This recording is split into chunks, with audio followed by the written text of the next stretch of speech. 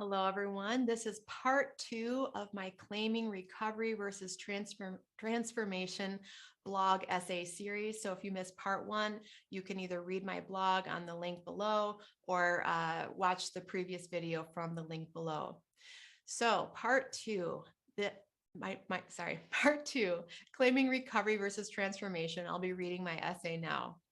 That was then, this is now. 4 years ago, I thought my journey of healing was complete.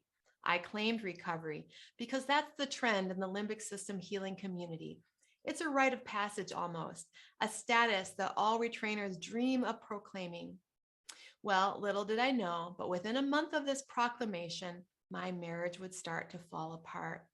I was finally at a place physically where I could emotionally see the truth of my relationship, and my husband felt safe enough to be honest with me about his truth. That unexpected truth, I don't think we should be married anymore, rocked me. It rocked my body. Well, fuck, I thought. I just claimed recovery and everyone thinks I'm now healed and happy and I'm even coaching a little. And now a shitstorm just took me over and also caused symptoms in my body again. It sure didn't feel good. I didn't feel good. And my ego was freaking out. Yes, 4 years ago, my healing journey was far from over. Though I had regained much of my body function and could better handle chronic stress, I was just at the beginning of healing the inner wounding that I was about to come face to face with. I may have recovered in 2018 from limbic system impairment, but I sure wasn't done with my transformation. Over those next 4 years after claiming recovery, I went through the following transformation processes that challenged me deeply, physically, mentally, and spiritually. Divorce, leaving Mormonism and losing my church community, providing for myself financially with zero savings and assets due to all the illness cost over the past 10, 15 years.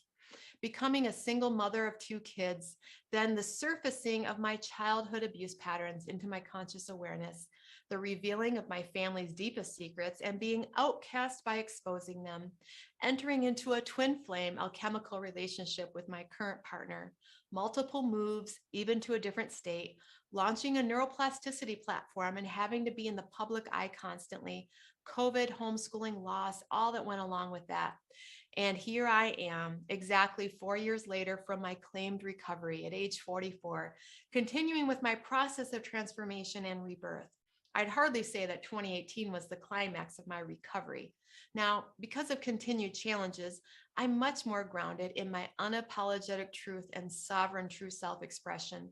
I'm able to lead and teach with my inner authority restored.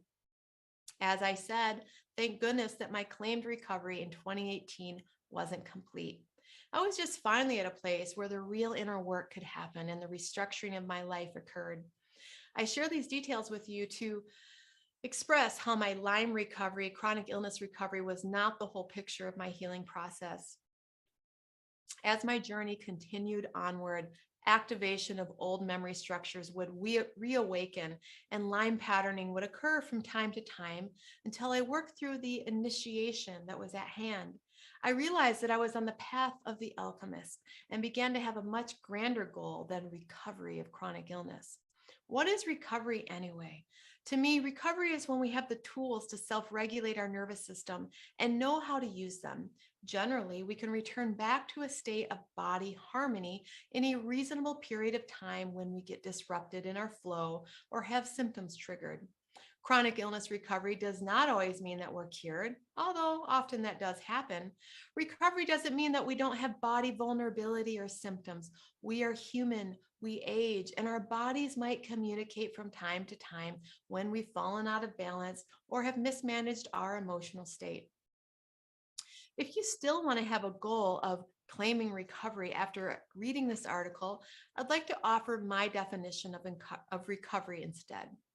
Recovery is finding freedom from what was limiting you to be able to live now a life you love. So in other words, recovery is finding the freedom from what was limiting your ability to get back into life. The problem is that some of people in the rewiring community and leadership have painted an idealistic picture of the term recovery and then hold each other to that standard. This unrealistic standard of I'm fully recovered and feel awesome now is partly induced by a cultural norm of don't post anything triggering, just show your best self to each other. And I wish that the celebrated recovery stories on certain platforms included more of the less than perfect recovery stories to shift the perception of what recovery means. I've read testimonials with great over-exaggerated lists of diagnosis and issues they are fully healed from while secretly seeking out coaching from me or from others to help them with their lingering issues so that they don't want exposed publicly. I also feel recovery implies that there is something wrong with us to be recovered from that needs to be fixed. I don't believe that.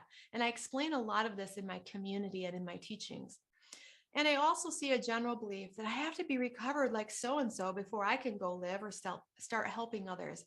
This is such a shame that some feel unworthy to start contributing their wisdom back into the community because they are not fully recovered themselves.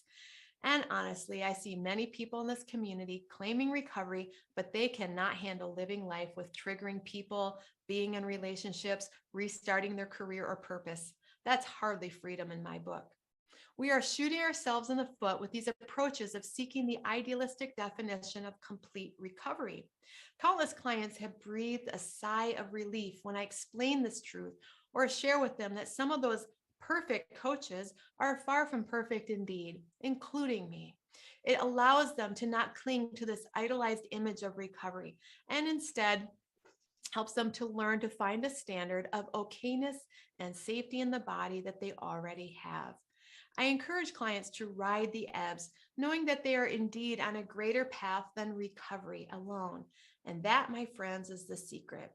When we are aiming for something that isn't an idealistic finish line, like being healed and recovered, we actually give our psyche the space to relax in the current reality. And ironically, our body heals easier. If you can let go of the comparison of your healing progress versus the status of the supposed recovered ones, you might find that you stop trying so hard. You break your fix-it addiction, or maybe you even stop feeling like you're doing it all wrong.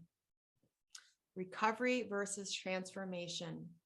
A couple of years ago, I began teaching others in this rewiring community. I'm on a transformation journey, not just a recovery and healing journey.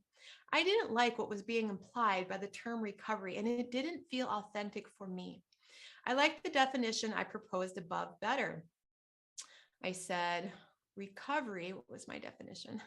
Recovery is finding freedom from what was limiting you to be able to now live a life you love. I love that definition. And it's really, to me, it creates space that maybe you still have symptoms and maybe you still have certain issues, but you're able to live.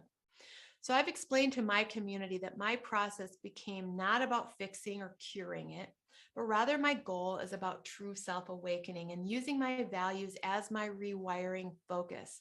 And that was actually what gave me freedom from illness. My goal and reason for doing my retraining changed, and my body had more space then to do its own healing. I now see these ideas catching on of transformation and values-based rewiring, and many are adopting this approach in both my program and in others because, frankly, I think it feels better to seek transformation over cure. Transformation allows for our humanity to show up. It allows the body to have its tantrums from time to time. It allows us to sink and then rise even higher. It embraces the dark and the light and dissolves duality thinking. And again, this higher conscious focus allows the body to heal itself, and you find that you are free. As I see my clients and community members adopt this focus, they give themselves permission to live and contribute, even mentor, even though they are not fully healed. I see their bodies becoming more vibrant because they've learned how to take the pressure off. I see them awaken to the great truth that their journey isn't even about chronic illness. It's about true self-awakening. They are able to have purpose, self-respect, and celebration of the transformational process they are on.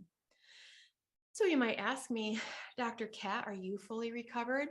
So are you asking, Does my body feel perfect all the time? Nope.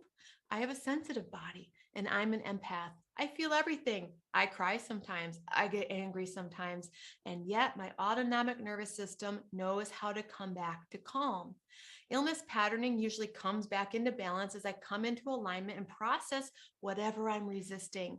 And I know how to use my tools and I'm living my purpose. I can go anywhere. I can hike wherever. I can do whatever I choose. My limbic system doesn't control me. I'm the conscious creator of my experience. So as far as being fully recovered, well, I've never retested all of my diagnoses like Lyme and mold, etc., because frankly, I don't care if Lyme, pathogens, mold, etc., are floating around inside of me. I have learned to coexist with my internal world, and I'm able to do what I choose and live a life I love anyway. That's freedom, you guys.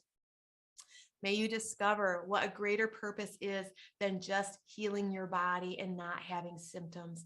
And may you awaken to a magical path of transformation where your tools are used to help you turn your limitations into strengths and to be able to live a life you love too. Thank you for listening. And if this teaching resonates, I encourage you to check out my work at the Primal Trust Academy and Community. And I really hope that you're able to see beyond just grasping for recovery, because there's something so much greater available to you instead.